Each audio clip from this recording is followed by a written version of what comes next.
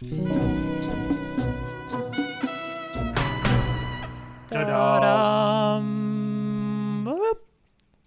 right, Eric.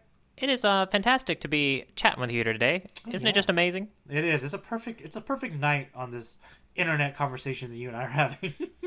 That's right. A wonderful internet conversation, just like good old chums do. Unlike other people who used to have to chat when they were doing things back in the day. You know? My God, like, I don't even know what that looks like anymore. We don't do things anymore. We just sit in front of webcams and talk, and we TikTok each other. The kids are just TikToking and just sending TikTok messages, right? That's a thing, I think. Yeah. TikToking. Well, you know what else is a thing? Facebook. There's an even better thing than all those things, Eric. Yeah, what's that? That is the Grand Line Tourist, our own podcast. It is a chapter by chapter examining or re-examining, depending on who you are. I've been working a little bit on this. I probably shouldn't say that before I do it. Eiichiro Oda's One Piece. I feel like there's technically, based on the 2 YouTube videos I found where people did like those pronunciations of his name, feels like there's like a Eiichiro, like kind of like a 2-syllable beginning to it.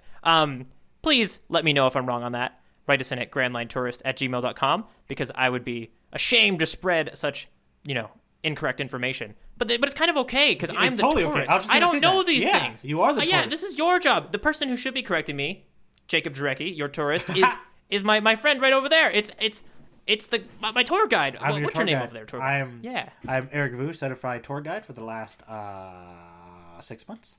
It's been a very good journey. Let me tell you guys, I started off trying to get to law school. It didn't really work out, mostly because maritime law is very hard.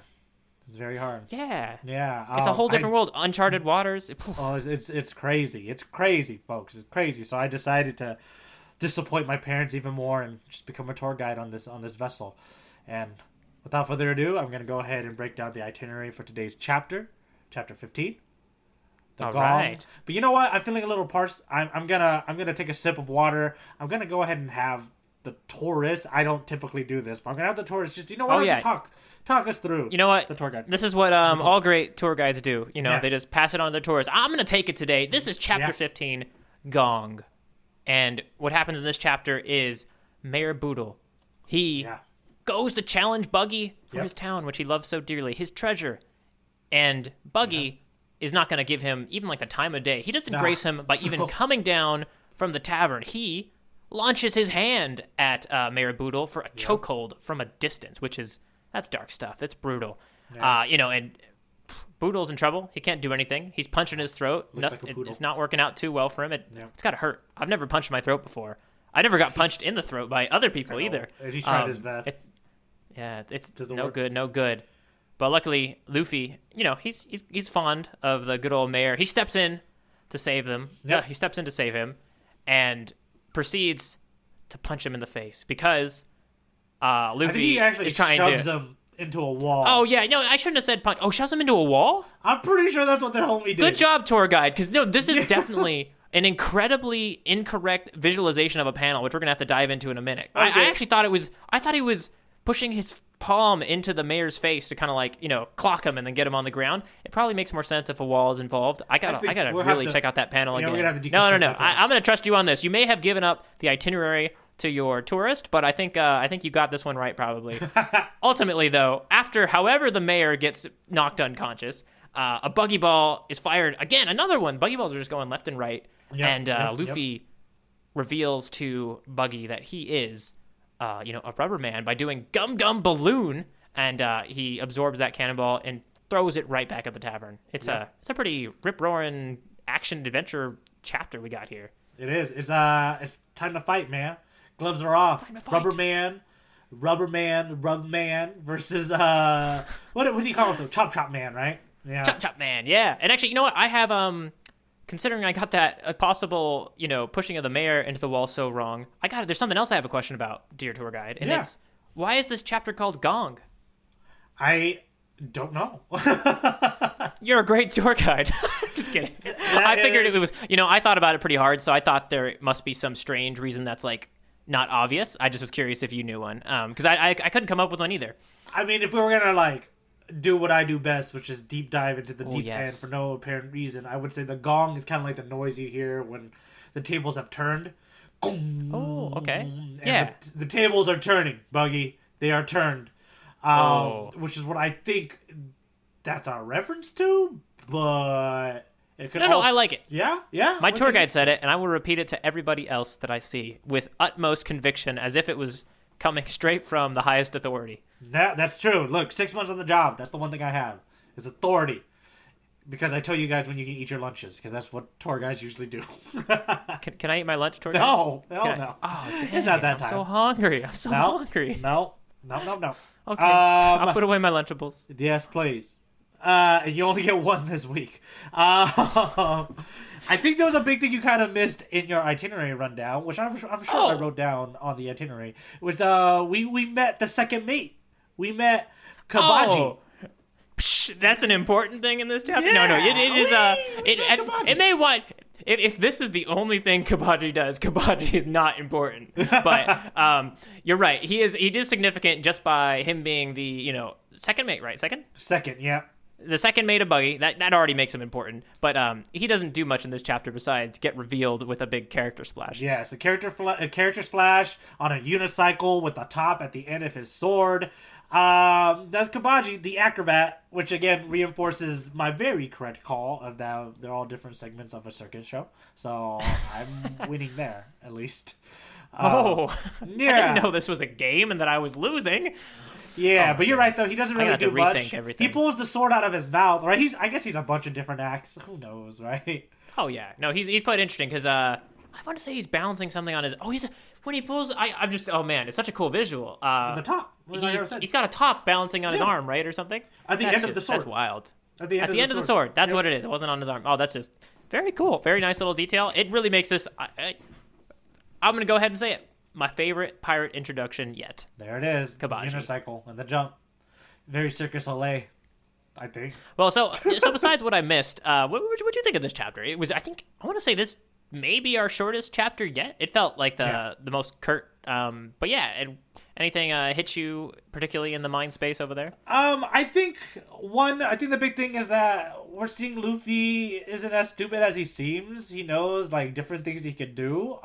I think we also get a reinforcement of how Buggy does not care how he wins. He's gonna win. Like, there's no honor in that guy at all. Even with Kabaji, he was like, I can fight him. Let me fight him. Yeah. I want to fight him. Buggy's like, first off, no. He threatened me. I'm fighting him. But I'm also not going to fight him fairly. I'm going to choke him from far away. Even though he sees that this guy's an old man. Like, he had the upper hand in the beginning.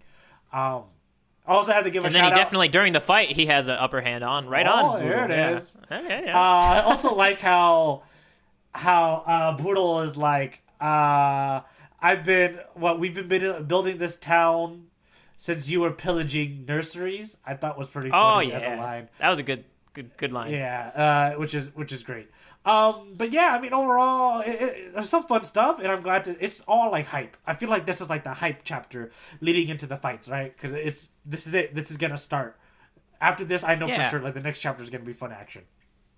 Oh, and one thing you mentioned there, which was we're kind of seeing Luffy might be smarter than he seems, right? And this is kind of, I think, probably in reference to his, like, the whole firing the buggy ball back at him, right? Kind of this element of surprise that Luffy pulls out. Yeah. And actually, there are some good comments from his crew, Luffy's crew, about him doing this, right? Like, oh, you could have told us what you were planning.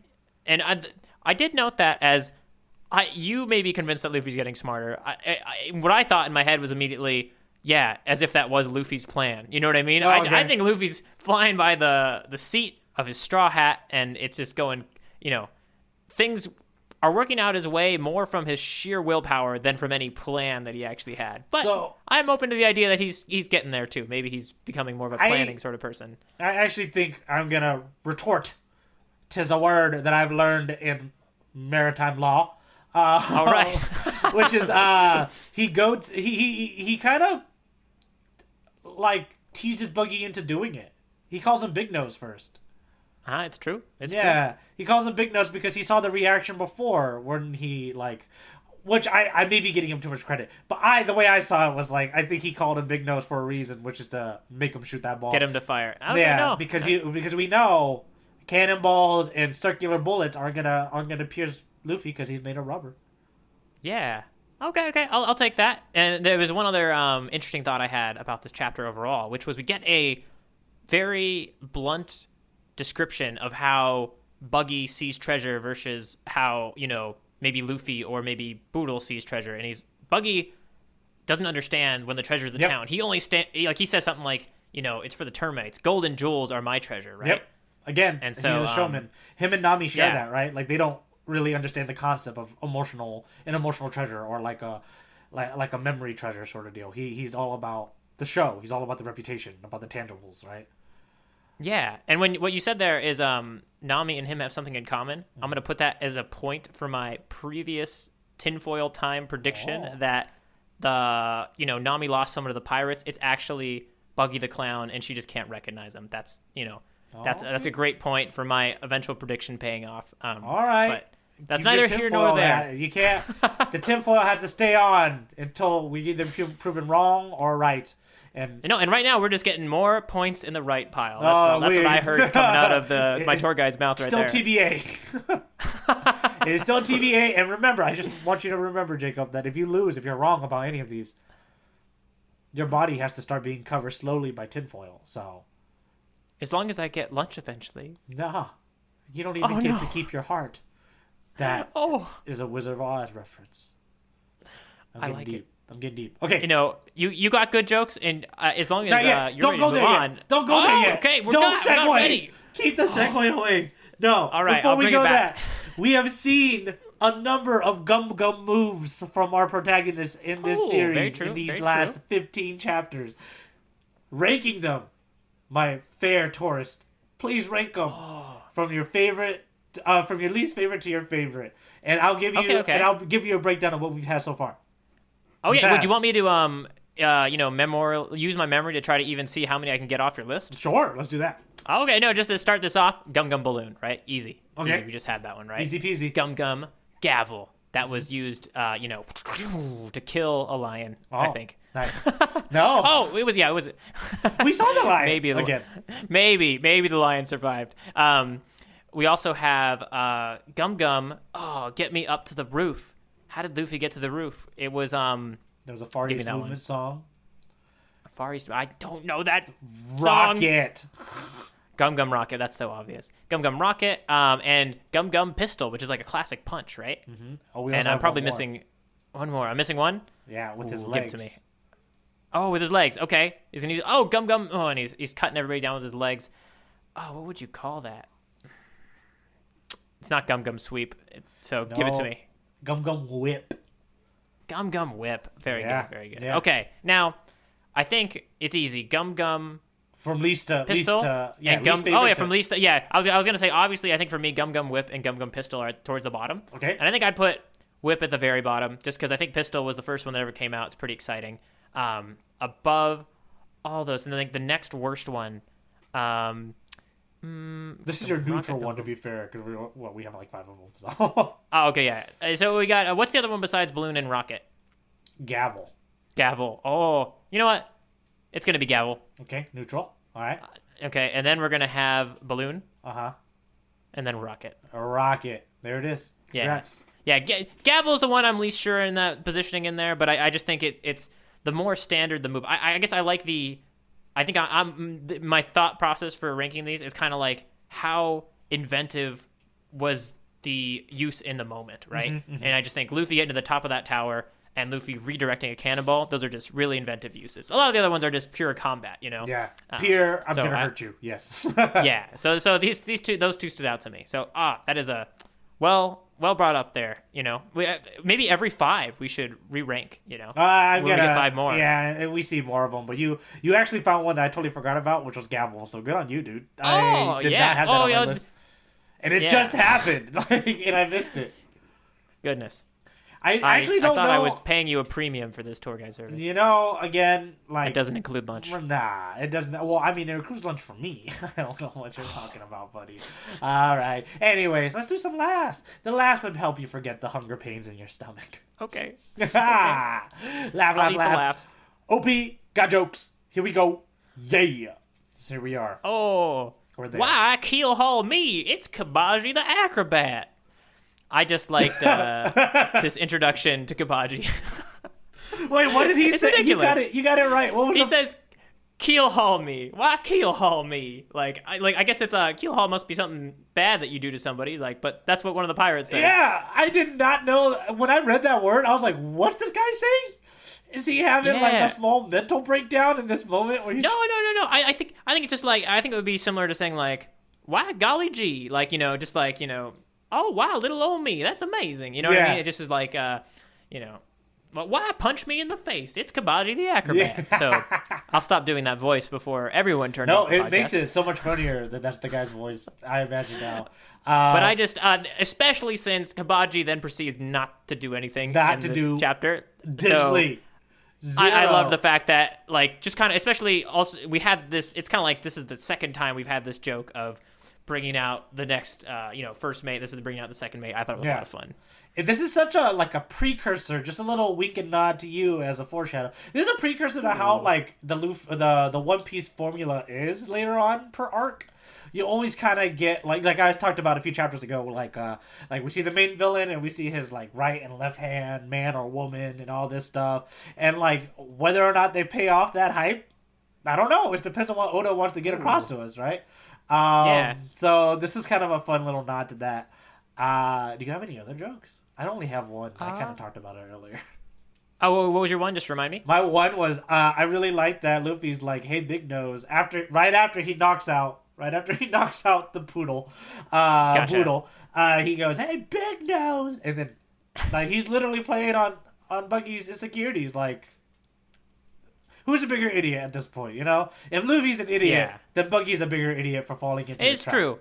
Yeah. Okay. Well, so I did have one more, and it's initially it didn't stand out to me as it wasn't like a laugh out loud moment, but I really appreciated Buggy when Luffy does Gum Gum Balloon. Yeah. Says something along the lines of like, "What the heck is that guy?" Yeah. And it reminds me a little bit of how Luffy was like looking at Buggy in the previous chapter, saying like, "Oh, that guy's disgusting. That guy's a freak, right?" Yeah. And this is kind of the reverse of it, right? So like, this is the guy whose hand just like remote choked somebody from a distance, right? Saying, "What the heck is that guy who can inflate his stomach?" Right? So I like that it kind of called back to the way Luffy thought about it from before. I was almost hoping there would be another one of those little, might have been two on the nose, one of those panel options that said like a little panel inlay that said, pointed to Buggy's face and said, "Chop chop man." Yeah. They should have. That would have been a good callback if he did it. That would have cinched it in. But I'm kind of okay with the subtle callback. This is, I don't like it. Oda, listen. Okay. I've taken many, many years of improv and also one fake year of maritime law. All right? Yes. I know what I'm talking about. You missed a joke there. Talk to me. Have your people call my people. Oh. Yeah, just to make sure I'm right on this, I think we've talked about it already. There are still One Piece in production, right? Oh, yeah. He's not done. No, just making sure. So that is really, don't take that as a joke. That was not a joke. Eric is asking for work. Give it to him. I need to eat. There's not enough lunches that I can eat on this tour bus. On this tour ship. On this tour yacht? This is not a yacht. Tour yacht? I want to go on a tour yacht. I want to go on a tour yacht. I'm lying. That's not. We're not. Well, you know what? That's making me really angry. The fact that you've taken away all my tour options. That's fair. And it's time for me to enter straight into a panel battle. Yeah. Oh, it's a panel battle. This is where Eric and I take our favorite panels, the ones that spoke to us the most from this chapter, and pit them head to head as good panels in the same piece of art should be. And, we don't want to be the only two people fighting in this ring. We invite any tourists or tour guides or yacht people out there to send in The yachties, yeah. We don't mind if you yachties listen to our podcast, okay? You can reach out at grandlinetourist@gmail.com and, throw your panel into the ring. It'll be fun. It'll be exciting. Yeah. All right, I'm going to throw my panel in the ring. Ooh, You know how it is. First punch usually wins, right? Right? Oh, That's how I play Street Fighter. makes sense to me. Also why I'm still in bronze. I'm really bad at Street Fighter, so I think however bad you are, I'm worse. Oh, there it is. This is Gum Gum Balloon, particularly the panel where it says balloon, and it also says an onomatopoeia, like foof, like foof. Like, I guess it's the inflation or the impact from the buggy ball into the gigantic inflated belly of Luffy, and because this is going to launch it back at the tavern. It's a very good choice. Yeah. The thing that I'm appreciating now that you've sent it again is the detail on the buggy ball relative to the detail on Luffy's belly. His belly's just this big white circle, more or less. And then the cannonball is this thing that's got like shading and it's like making an impact, and it looks legit. Yeah.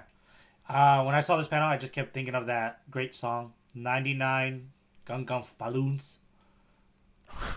I don't know if I've seen it. I haven't heard. It seems like I need to get a little bit more of a musical education. Culture outside of this tour yacht that we're on. It's a reference Eric to doesn't let me 99 go red outside. balloons. I can't see anything else except One Piece. I haven't looked at anything but One Piece for years now. Well, help me! Help! Yes, that's my panel. I also love Luffy's face in it. I think his face is really it's kind of cute and kind of funny. I think just how goofy it all is. Also, how did he get the air just to stay in the stomach area? How did you manage that? Like, it's all good. Well, in the previous panel, we got a big sucking in the air. Yeah, but he can just keep it there. How come it's not inflating other parts? Like, these are all questions we need answers. You just mentioned his face. Look at his cheeks. That's the true. Cheeks are struggling to maintain the air as two tiny little bubbles. But you're right. This would be most difficult for at least me or you to pull off, despite the many singing lessons that we've taken. Obviously, as you can hear at the beginning of the podcast, we sound lovely. Yeah. So that's fair. All right, shall I look at yours? Do it. Oh, I like that. Okay, excuse me here. This is Poodle confronting Buggy, and I love it. Okay, so this is Buggy looking down with the cannonball pointed at Poodle. Which, by the way, it's Poodle, man. Why do you gotta point a cannonball at him? There's no need for that. This is a little bit. Oh yeah. He's overcompensating, obviously. He's Buggy, at least 40 years old. At least. That would mean he made his first town when he was a baby. Yeah, and then so Buggy is saying this miserable stinking town is your treasure, eh? Then be glad you won't have to see what I do to it. And then we get exclamation points. That's actually kind of a very rude thing for Buggy to say. I don't like him. He's very rude. No, he's not a nice guy. He's not very a nice guy rude. at all. He'd be the type of people that I wouldn't be okay with. My kids playing around and just being around. Like, I wouldn't be okay with that. Yeah. I love the dialogue in this bubble, actually. He's kind of a jerk in many ways. Yeah. And then give a description of what is this dialogue accompanying? It is accompanying. Well, I mean, the cannonball is pointing down on it, and or the cannon is pointing down, and there's Poodle all the way down there. And just looking at it now, is he jumping? No. This is I think because he's being choked. So this is the hand of Buggy is levitating Poodle into the air. He is being choked at this point. You are right. But it also would have been cute if he was just jumping for fun. Or jumping in anger, right? This is almost this is a fun little mental puzzle for us to put back into context where these panels are taken from. So yeah, Poodle is currently kind of being choked in midair, and I thought that was just really striking. I kind of liked, there was a few panels that I was almost picking between for this one, and it's just like, if you were to see this and not know One Piece, you'd be like, yeah, that guy's in the air, right? What's he doing? And it's kind of, they're putting a cannon at him, and it just kind of like, but no, when you're in the One Piece in this story, it all makes sense, and it's kind of like cool from that aspect, especially the angle that they have looking down to actually just basically probably to show that the cannon is being pointed at him. Otherwise, it would be quite difficult to do to get all these characters of basically you have Buggy in lower right of the frame, then you have cannon, and then you have Poodle. Poor Poodle. Poodle getting messed up. Oh man. Yeah. That's a pretty good battle. We have quite a battle ahead of us in these battles are going quite well. And I was actually I was curious. I know you're really proud of your partial degree in maritime law. Yeah.